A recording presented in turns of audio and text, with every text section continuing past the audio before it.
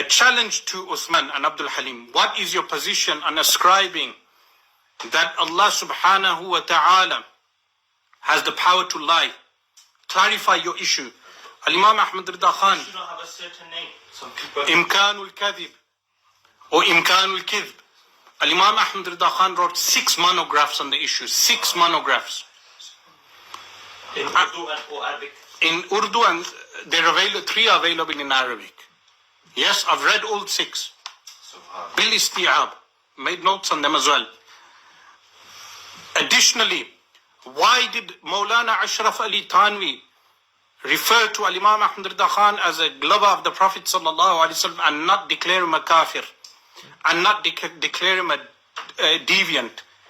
Was Maulana Ashraf Ali Thanvi unaware of this? If he declared Shibli Numani as a disbeliever, why would he have not declared Al-Imam Ahmad Rida Khan rahimallahu ta'ala as a disbeliever? These are things that will keep coming your way.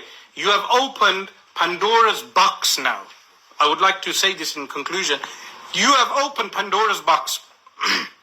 You can respond to my video now, make 100 videos. I will not respond to you with the video. I will write something, because I'm writing something on the sects anyhow, all the different sects, letters to the sects. Inshallah, whenever Allah wills, that book will be complete. My book on atheism is completed. It will go to print whenever Allah wills. But now I'm writing my book on the sects, and my students will be responding to you. Whatever you put out now, you've opened Pandora's box. Go on. No, I'm saying, this in Qur'an gives you about who started this, what is it? That Allah can lie, who said this? So this issue started in the time of Ismail al-Dahlawi, who wrote this book, Yak Roza, one day. One day. Because he wrote it in one day. Yak Roza. One day. It means a one day. And